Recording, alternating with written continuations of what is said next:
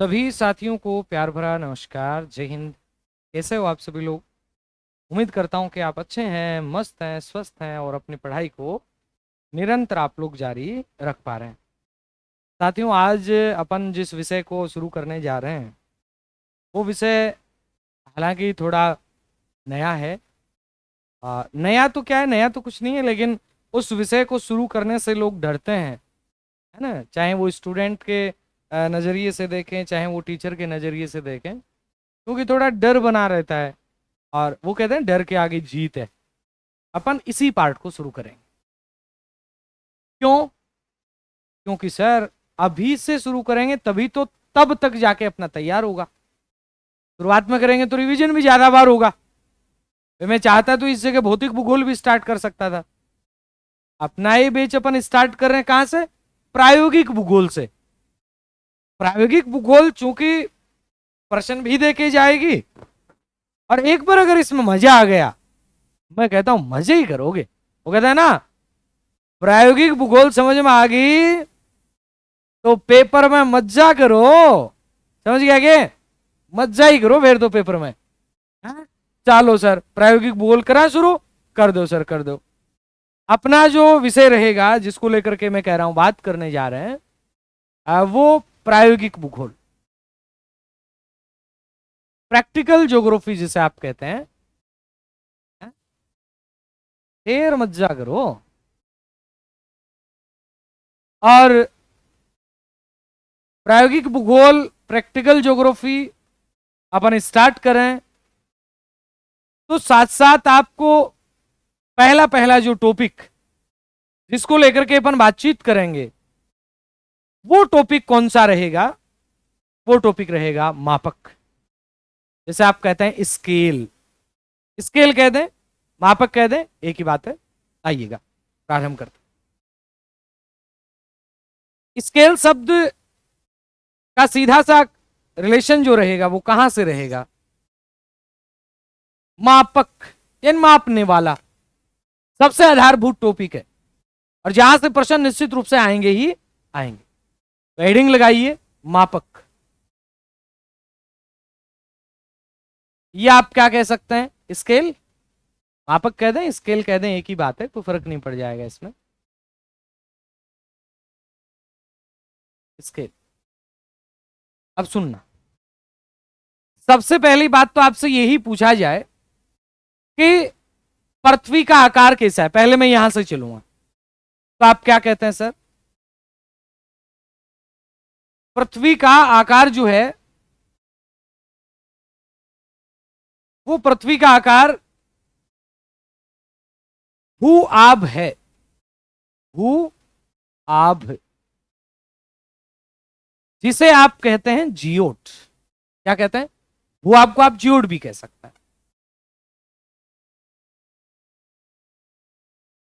जियोट इस रूप में पृथ्वी है।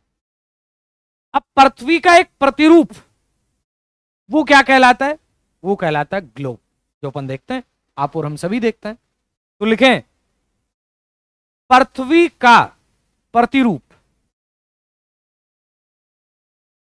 यानी जिससे पृथ्वी को समझा जा सके, देखा जा सके। पृथ्वी का प्रतिरूप यह है ग्लोब।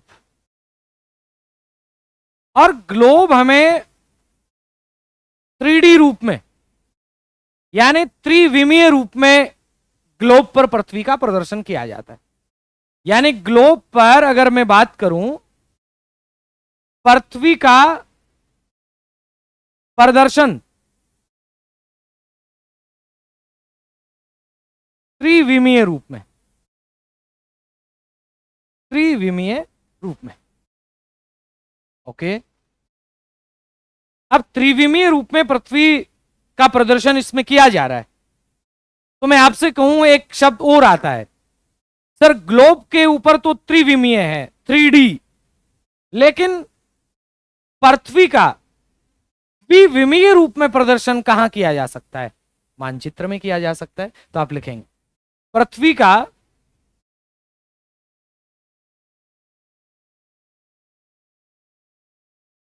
द्विविमीय, पृथ्वी का द्विविमीय रूप में प्रदर्शन ये कहां किया जाता है? पृथ्वी का द्विविमीय रूप में प्रदर्शन ये किया जा सकता है मानचित्र में। मानचित्र, और इसी मानचित्र से निकलेगा मापक। क्या निकलेगा मानचित्र से? मापक। यानी मानचित्र क्या है? तो आप कहेंगे पृथ्वी है, इसके कुछ भाग को प्रदर्शित करने वाला जो एक अपन कहें नमूना है, उसे आप क्या कह सकते हैं? मानचित्र कह सकते हैं। क्योंकि पृथ्वी को वास्तविक आकार में और रूप में तो प्रदर्शित कर नहीं सकते, है ना? तो कहें मानचित्र।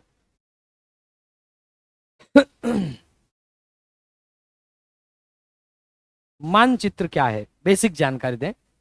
मानचित्र पर पृथ्वी है, इसके कुछ भाग को प्रदर्शित करने। पृथ्वी या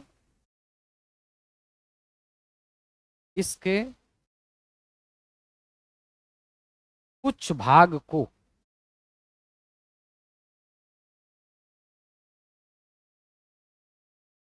प्रदर्शित करने का साधन। अब पृथ्वी को वास्तविक रूप में तो प्रदर्शित किया नहीं जा सकता, तो इसके लिए किसकी जरूरत पड़ती है? मापक की जरूरत पड़ती है, ताकि उसको फिर प्रदर्शित किया जाए। तो आप लिखें पृथ्वी को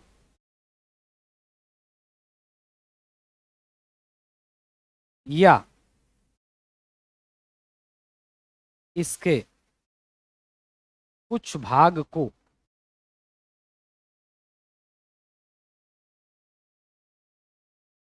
वास्तविक रूप में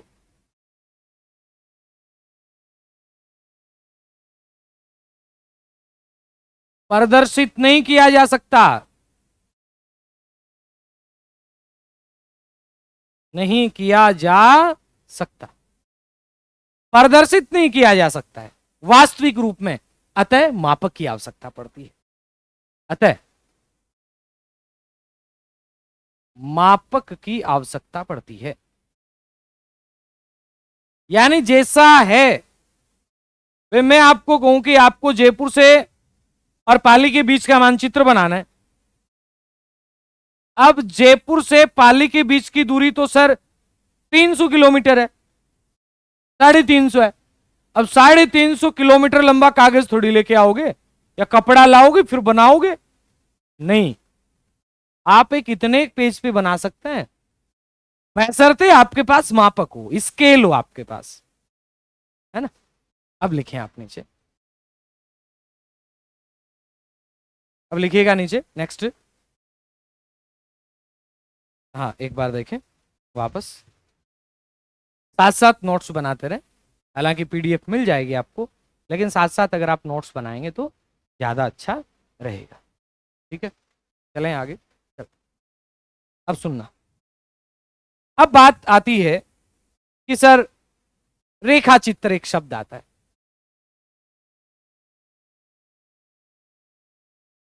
रेखा चित्र क्या है? रेखा चित्र, रेखा चित्र बिना मापनी के केवल रेखाओं से बनाया गया चित्र, उसे कहते हैं रेखा चित्र। तो लिखें बिना मापनी के, बिना मापनी के केवल रेखाओं से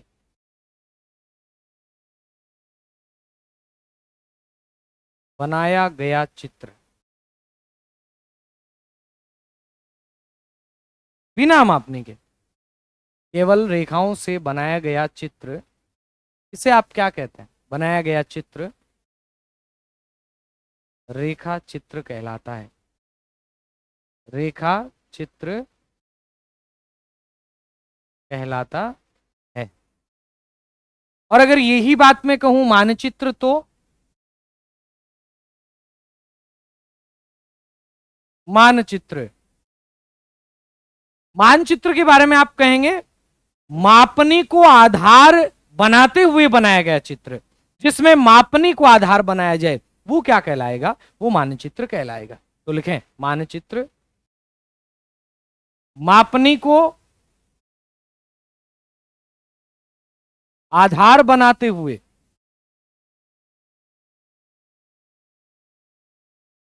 मापनी को आधार बनाते हुए बनाए गए चित्र, बनाए गए चित्र, ये क्या कहलाते हैं? मानचित्र कहलाते हैं। बनाए गए चित्र क्या कहलाते हैं? तो आप कहेंगे मानचित्र कहलाते हैं। और मानचित्र का सबसे महत्वपूर्ण, यानी कोई भी आप मानचित्र बनाएंगे तो मापक चाहिए आपको, तो आप कह सकते हैं, हालांकि मानचित्र अलग से एक लेसन है, उसको अपन अलग से पढ़ेंगे, यहां अपन केवल मापनी को लेकर के बातचीत कर रहे हैं।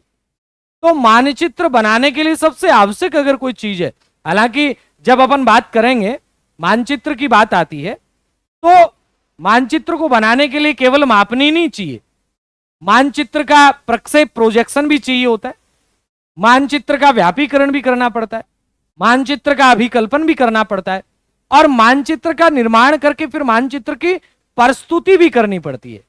सबसे बेसिक जो चीज है मानचित्र बनाने के लिए वो मापक है। ठीक है, ओके, याद रहेगा। तो लिखें, क्या लिखेंगे? लिखें, हाँ, मानचित्र बनाने हेतु, मानचित्र बनाने के लिए सबसे आवश्यक प्रक्रम, सबसे आवश्यक प्रक्रम कौन है? सबसे आवश्यक प्रक्रम मापनी या मापक है, स्केल। अब ये मापनी या मापक की डेफिनेशन अगर आपसे पूछी जाए तो आप क्या बताएंगे, वो अपन देखते हैं। मापनी या मापक की डेफिनेशन परिभाषा के रूप में अगर आप देखें तो देखिए, क्या है मापनी, क्या है मापक? मापनी या मापक, अब मापनी या मापक क्या है? पहली बात अगर आपसे पूछा जाए तो आप कहेंगे मानचित्र की दूरी और धरातल की दूरी का अनुपात, इसे आप मानचित्र या मापनी कह सकते हैं, मापनी या मापक। तो लिखें, मानचित्र की दूरी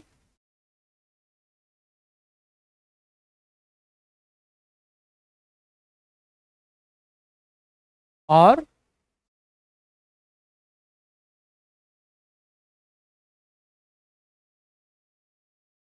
धरातल की वास्तविक दूरी के बीच का अनुपात, दूरी का अनुपात लिख लो, दूरी का अनुपात मापक कहलाता है।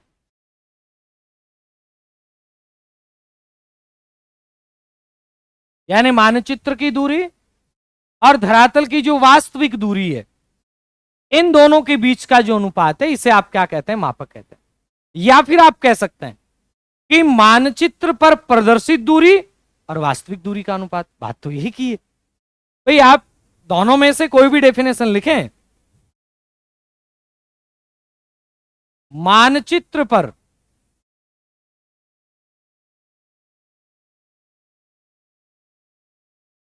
प्रदर्शित दूरी व धरातल की वास्तविक दूरी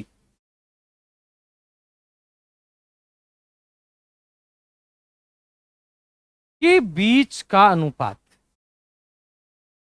बीच का अनुपात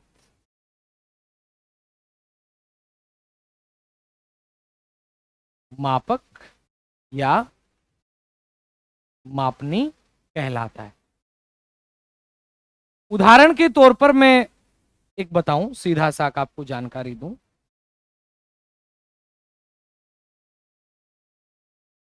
ये अपना जैसे भारत है, भारत में एक शहर आता है दिल्ली, और एक शहर आता है मुंबई। दो शहर हैं, एक दिल्ली है और एक मुंबई है। कितने शहर? दो शहर। अब मानचित्र पे तो इनके बीच की दूरी मान लेते हैं 10 सेंटीमीटर।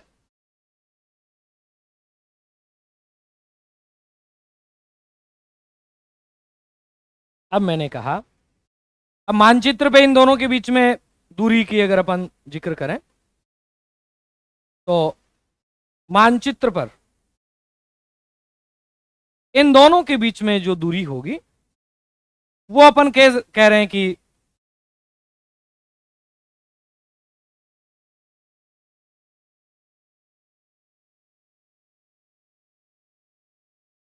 10 सेंटीमीटर। कितने सेंटीमीटर? 10 सेंटीमीटर मानचित्र पर। और मैं कहूं दूरी धरातल पर, यानी दूरी वास्तविक,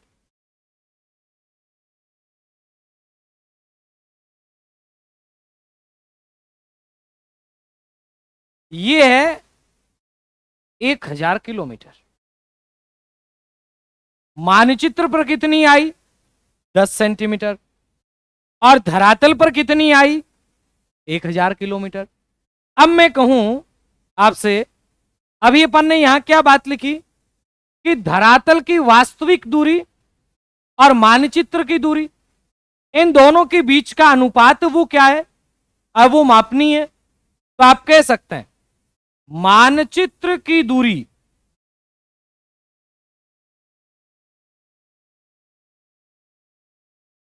ये बताओ कितनी है? तो आप कह रहे हैं सर 10 सेंटीमीटर।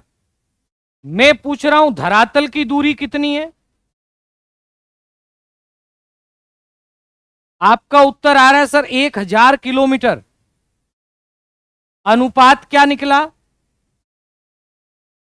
अनुपात निकलेगा 1 सेंटीमीटर बराबर 100 किलोमीटर। यानी ये इसका मापक निकल गया। तो मापक क्या होगा? 1 सेंटीमीटर बराबर 100 किलोमीटर। यानी मानचित्र का 1 सेंटीमीटर ये धरातल के 100 किलोमीटर को प्रदर्शित करेगा। मानचित्र का 1 सेंटीमीटर धरातल के 100 किलोमीटर को प्रदर्शित करेगा, और ये निकल जाएगा मानचित्र का 10 सेंटीमीटर तो धरातल का 1000 किलोमीटर। बस ये मापक है, ये मापनी है और कुछ नहीं है। ठीक है सर, ये YouTube पे भी है क्या? ये क्लास YouTube पे नहीं होगी, ये तो अपन यहां पढ़ रहे हैं ना, फिर YouTube पे थोड़ी होगी। तो इतना लिखें आप कि मापनी या मापक मानचित्र की दूरी और धरातल की वास्तविक दूरी का अनुपात ये मापक कहलाता है। या आप कह सकते हैं मानचित्र पर प्रदर्शित दूरी और धरातल की वास्तविक दूरी के बीच का अनुपात ये क्या कहलाता है? मापक या मापनी कहलाता है। उदाहरण के तौर पर आपने देखा दिल्ली से मुंबई के बीच की दूरी मानचित्र पे 10 सेंटीमीटर है, दिल्ली से मुंबई के बीच की दूरी वास्तविक 1000 किलोमीटर है, मानचित्र पे 10 सेंटीमीटर है, धरातल पे 1000 है। अनुपात निकला क्या? 1 सेंटीमीटर बराबर 100 किलोमीटर। और मापक क्या निकला? 1 सेंटीमीटर बराबर 100 किलोमीटर। ये निकला मापक। ओके, तो यहां तक किसी प्रकार की कोई दिक्कत अगर है तो बताइए, नहीं है तो कोई बात नहीं, चलते हैं आगे।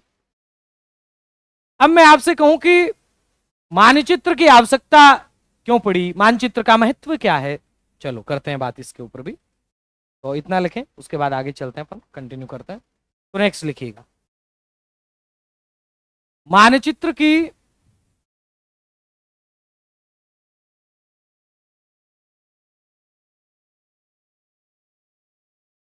आवश्यकता व महत्व। मानचित्र की आवश्यकता और मानचित्र का महत्व अगर आपसे पूछा जाए बताते हैं। क्या जरूरत है मानचित्र की, बता दें। पहली बात तो इसलिए जरूरी है कि मापनी मापने की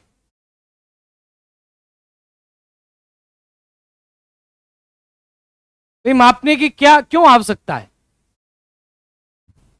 पहली बात तो इसलिए आवश्यकता है कि पृथ्वी के जितना बड़ा मानचित्र नहीं बना सकते आप। तो लिखें पृथ्वी के जितना बड़ा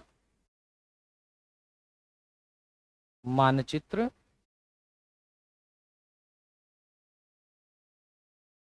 नहीं बना सकते।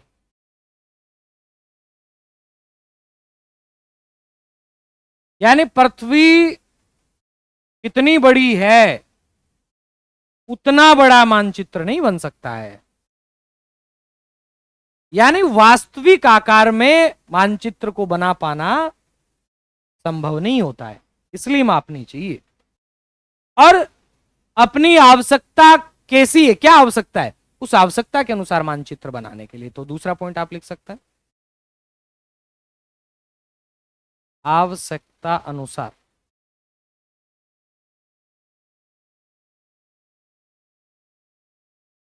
मानचित्र बनाने हेतु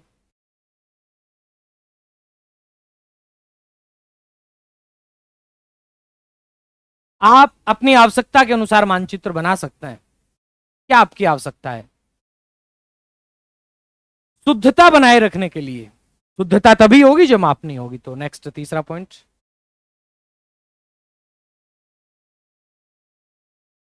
शुद्धता बनाए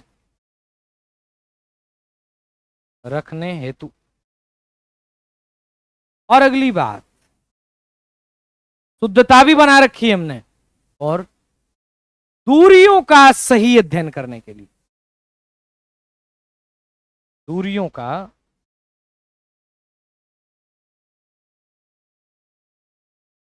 सही अध्ययन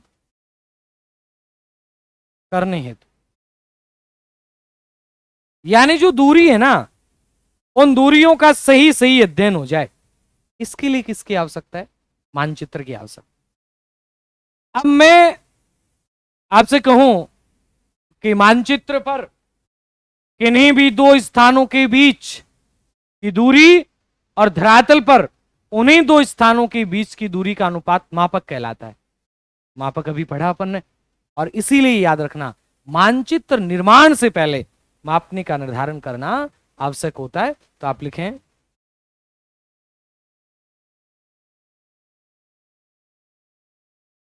मानचित्र निर्माण से पहले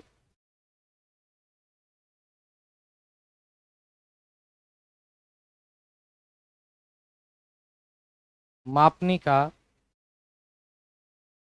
निर्धारण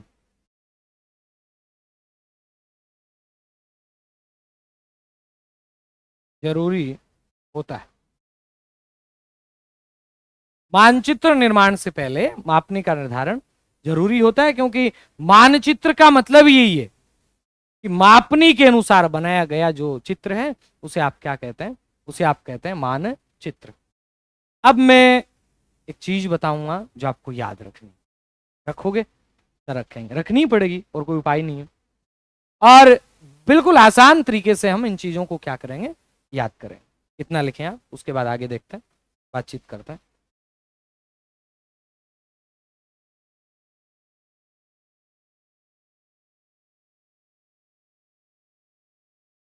हाँ भाई, लिख पाए इतना, कोई समस्या है यहां तक।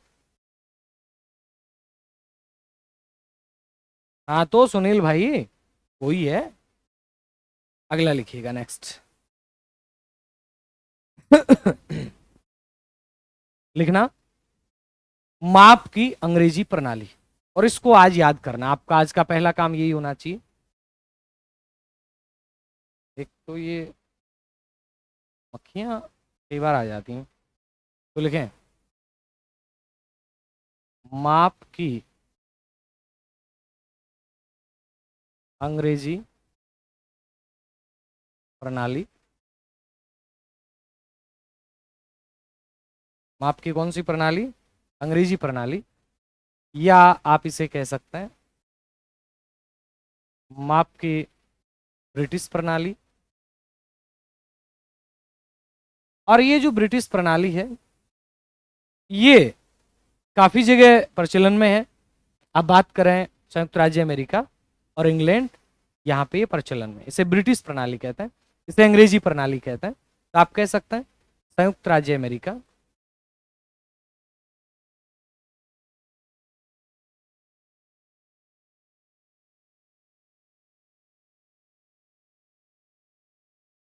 इंग्लैंड के साथ अन्य देशों में प्रचलन, अन्य देशों में भी इसका क्या है? प्रचलन है। और जब भारत के संदर्भ में बात करते हैं अपन, भारत में भी 1957 से पहले इसी प्रणाली को काम में लिया जाता था। तो नेक्स्ट पॉइंट आप लिखें नोट लगा के, भारत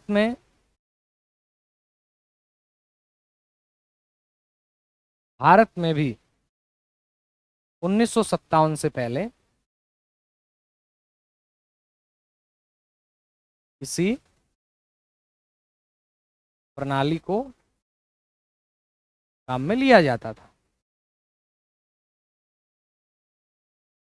काम में लिया जाता, यानी सेम ही प्रणाली जिसे भारत में भी काम में लिया जाता। अब मुद्दा ये बनता है सर इसमें क्या याद करना है? आपको याद रखना है MFGFI। बोलो मेरे साथ साथ बोलना है MFGFI, MFGFI याद करना है। सर ये क्लास लाइव के बाद में नहीं खुलेगी क्या? खुलेगी, क्यों नहीं खुलेगी, कोई दिक्कत नहीं, लाइव के बाद में भी खुलेगी।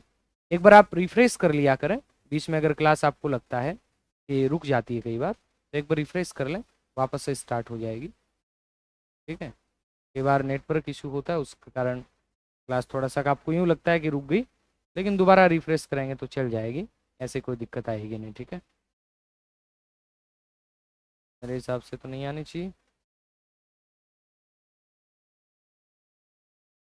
हाँ जी, ठीक है। हाँ, नहीं नहीं बंद तो नहीं है, चल रही है। हाँ, क्या दिक्कत आई भाई?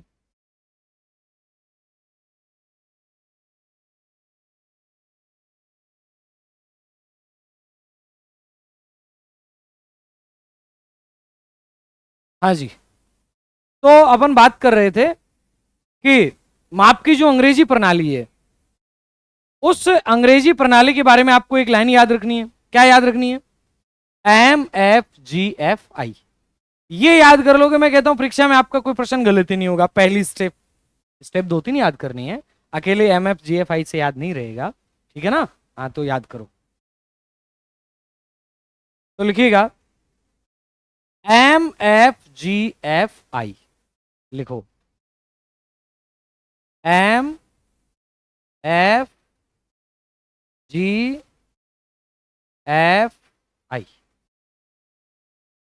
MFGFI का मतलब क्या है सर, ये बताइए जरा, बताते हैं। MFGFI मतलब बहुत खतरनाक है इसका। M का मतलब है क्या? मील, M फॉर मील, M का मतलब मील, F का मतलब मील से छोटी इकाई फरलांग, फरलांग से छोटी इकाई गज। अब गज से छोटा तो बताना थोड़ी पड़ेगा, फिट, और फिट से छोटी इकाई इंच। आपको याद क्या करना? MFGFI, बोलो मेरे साथ MFGFI, MFGFI, इतना याद करना और कुछ याद नहीं करना। बोलो MFGFI याद कर लो। मैं आपसे पूछूं 1 मील में, क्या पूछ रहा हूं मैं कह रहा हूं कि सर 1 मील में कितने फरलांग होते हैं, बताओ। सर 1 मील में 8 फरलांग होते हैं। Very good. मैं आपसे पूछूं 1 फरलांग में कितने गज होते हैं सर? 220 गज होते हैं। 1 फरलांग में कितने गज होते हैं? 220 गज होते हैं। मैं आपसे पूछूं 1 गज में कितने फीट होते हैं सर? 3 फीट होते हैं। बहुत अच्छी बात। और फिर मैं आपसे पूछूं कि 1 गज में जब 3 फीट होते हैं, 1 फीट में इंच कितने होते हैं? 12 होते हैं। 1 फीट में इंच कितने होते हैं? 12। अगर ये वाली लाइन याद होगी, तिरछी वाली, बाकी तो निकाल ही लेंगे, कोई दिक्कत ही नहीं है। क्या याद करना है? 1 मील में 8 फरलांग होते हैं। 1 मील में 8 फरलांग होते हैं। 1 फरलांग में 220 गज होते हैं। 1 गज में 3 फीट होते हैं और 1 फीट में 12 इंच होते हैं। 1 मील में फरलांग कितने होते हैं? 8। 1 मील में 8 फरलांग है। 1 फरलांग में 220 गज है। 8 फरलांग में कितने गज हो गए? इसको 8 से गुणा कर दो। 8 दूनी 16 और 8 दूनी 16। 16 बोले तो 1600 और 16 बोले तो 160। यानी 1 मील में 1760 गज होते हैं। 1 मील में बताओ कितने गज होते हैं? 1760 गज होते हैं। यहां तक की बात क्लियर। अब मैंने कहा 1 गज में 3 फीट होते हैं सर। 220 गज में कितने फीट होंगे? 3 से गुणा कर दो, 760 फीट। 1 फरलांग में कितने फीट होते हैं? 660 फीट होते हैं। जब 1 फरलांग में 660 फीट होते हैं, 8 फरलांग में कितने फीट होंगे? कर लो गुना। कितने होंगे? 5280। कितने होंगे? 5280 फीट। और बात रही अब इंच की। 1 फीट में 12 इंच होते हैं, तो 3 फीट में कितने इंच होंगे? 36 इंच होंगे। जब 3 फीट में 36 इंच होते हैं, 660 फीट में कितने होंगे? 660 को 12 से गुना कर लो। 660 को 12 से गुना करोगे, 12 छिकानी 72। 12 छिकानी 72 यानी 7200। फिर 12 छिकानी 72, 720 और जोड़ोगे तो निकल आएगा 7920। गुणा भाग भले मर्जी करना पड़ जाए, लेकिन ये वाली बात याद रख लेना, MFGFI। ये तो आधी रात को भी पूछ ले तो आना चाहिए। MFGFI, MFGFI। 1 मील 8 फरलांग, 1 मील 8 फरलांग, 1 फरलांग 220 गज, 1 गज 3 फीट, 1 फीट 12 इंच। और ये प्रश्न 2 2 3 3 भी आ जाते हैं कई बार पेपर में, ये मैं बता देता हूं, है ना। जिन्होंने पहले से नोट्स बना रखे उनको दोबारा से नोट्स बनाने की आवश्यकता नहीं है। चीजें तो वही करवाऊंगा, अब यहां ब्रिटिश प्रणाली अलग थोड़ी करवाऊंगा। 1 मील में इंच कितने होते हैं, ये पक्का याद कर लेना भैया। ये वाला जरूरत पड़ जाती है इसकी काफी बार जब प्रश्न हल करते हैं, तो याद करना 63,360 इंच। ये आपका होमवर्क भी है। इसको रफ कागज पे 3 4 बार लिखोगे।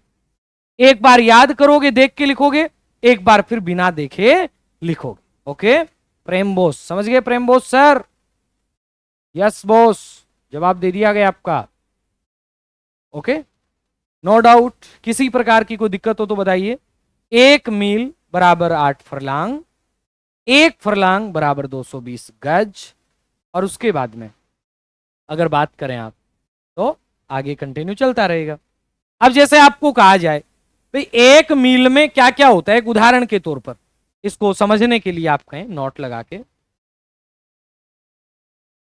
जैसे कैसे समझा जाए इसको। 1 मील में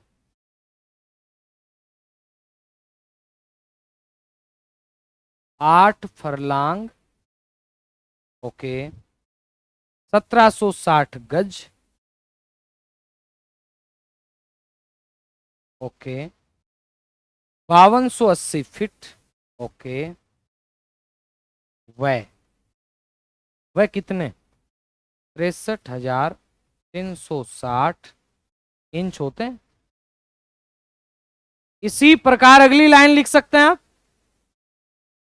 एक फरलांग में 220 गज, 660 में आपका क्या होते हैं फिट, और 7920 क्या होते हैं, तो आपका उत्तर आएगा इंच होते हैं।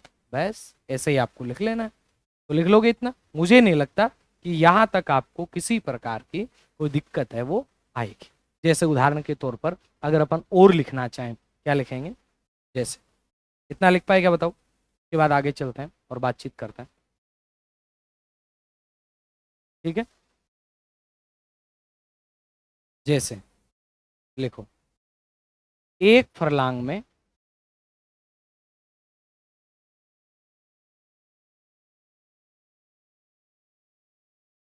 220 गज, फरलांग से छोटी इकाई गज ही तो है, और गज से छोटी इकाई फिर फिट। 220 गज, 660 फिट, और 7920 इंच होते हैं फिट।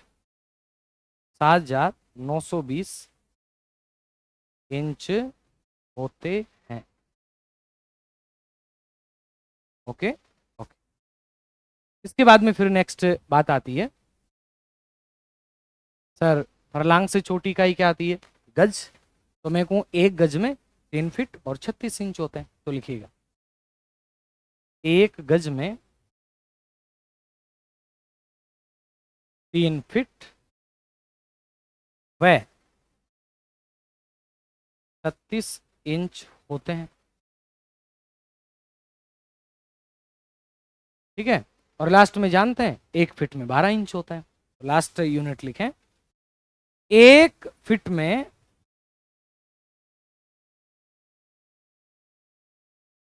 12 इंच होते हैं।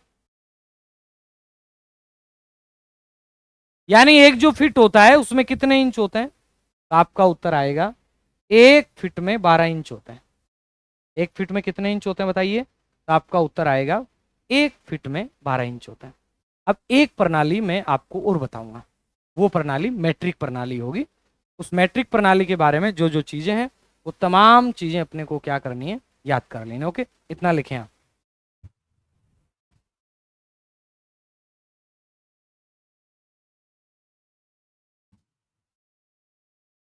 हाँ जी, ठीक है, लिख पाए इतना।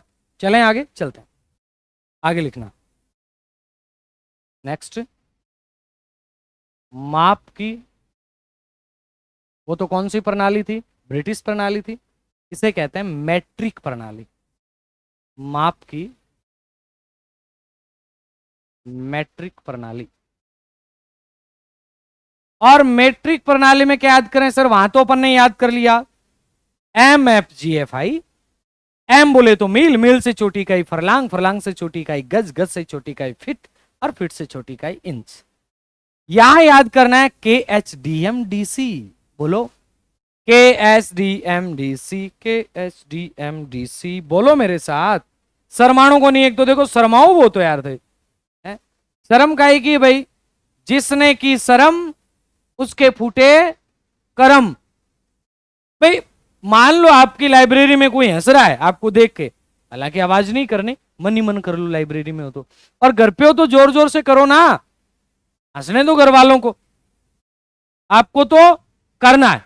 KHDMDC बोलो मेरे साथ, बोलो KHDMDC, KHDMDC बोलिएगा साथ साथ, KHDMDC, KHDMDC।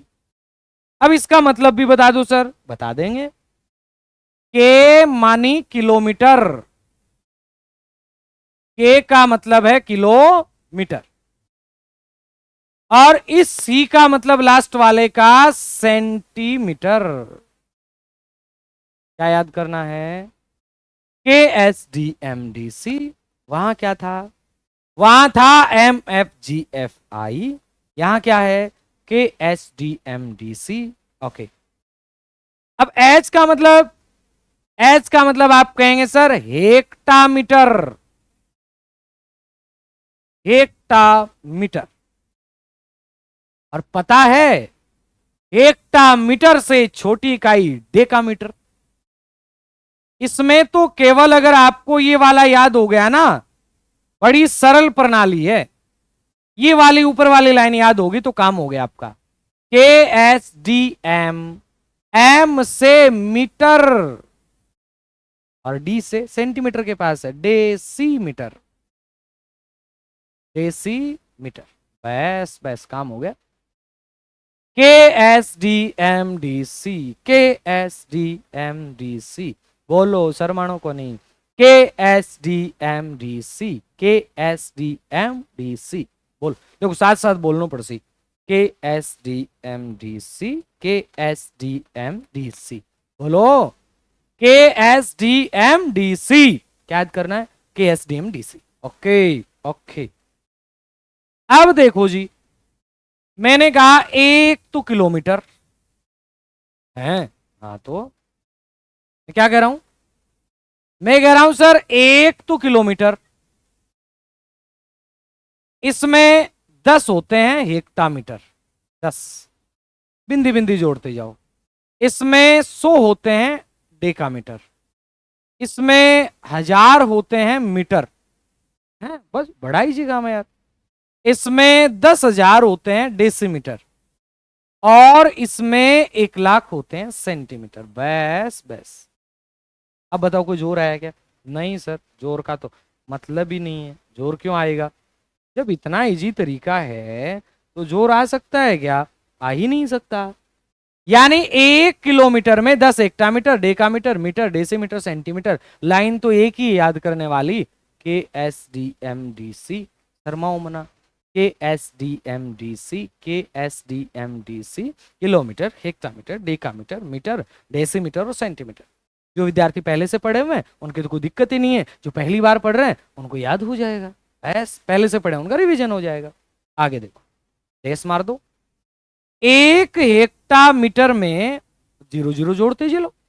10 तो डेकामीटर होते हैं, बात करें 100 मीटर होते हैं, बात करें अपना 1000 डेसीमीटर होते हैं, और बात करें तो 10,000 सेंटीमीटर होते हैं। बस हो गई सीधी सी बात। इसके बाद में सर, इसके बाद में सर किलोमीटर डेस लगा दो, हेक्टामीटर की डेस लगा दो। 1 डेकामीटर, 1 डेकामीटर में 10 होते हैं मीटर, और 100 होते हैं डेसीमीटर, और 1000 होते हैं सेंटीमीटर। सीधी सी बात है। इसके बाद सर, इसके बाद सर हम आपको बताएंगे, यहां लगा दो, यहां लगा दो, यहां लगा दो। 1 मीटर, बिल्कुल 1 मीटर। 1 मीटर में 10 होते हैं डेसीमीटर, बिल्कुल होते हैं, और 100 होते हैं सेंटीमीटर। ओ तेरी, अब आया है समझ में? हाँ आ तो गया ना, कैसे भी आए। उसके बाद में यहां डेस लगाओ, यहां डेस लगाओ, यहां लगाओ, यहां भी लगा दो। 1 डेसीमीटर में कितने सेंटीमीटर होते हैं? 10 सेंटीमीटर होता है। बस 10 और 10 के साथ अपना काम बस। समझ गए? याद रहेगा इतना? रहेगा सर। बस लाइन एक ही याद करनी है, K S D M D C. K से किलोमीटर, एस से हेक्टामीटर, डी से डेकामीटर, डी एम मीटर, और डेसीमीटर, डेसीमीटर के बाद में सेंटीमीटर। बस इतना ही आपको याद करना और कुछ याद नहीं करना। अब आप लिखिएगा नेक्स्ट। इतना आसान नहीं बनाए ना, साथ साथ बना लें। माप की मैट्रिक प्रणाली, K S D M D C, ठीक है।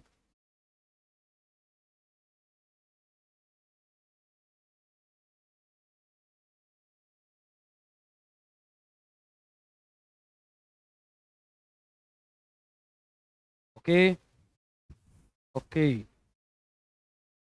उसके बाद लिखें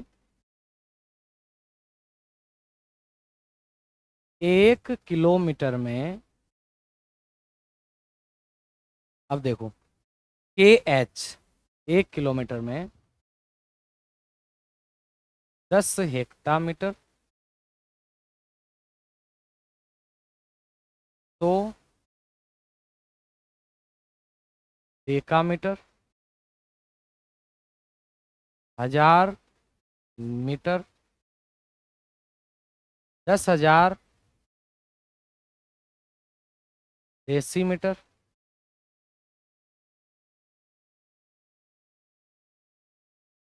1,00,000 सेंटीमीटर होते हैं।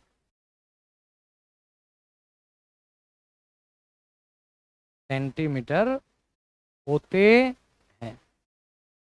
बताओ, यहां तक कोई समस्या? सीधी लाइन है, कोई दिक्कत ही नहीं। अब मैं आपसे ये भी तो कह सकता हूं, दूसरी लाइन ये भी तो लिख सकता है ना, दूसरी स्टेप, 1 हेक्टामीटर में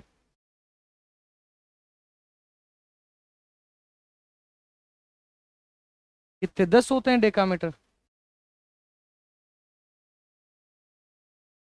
10 डेकामीटर,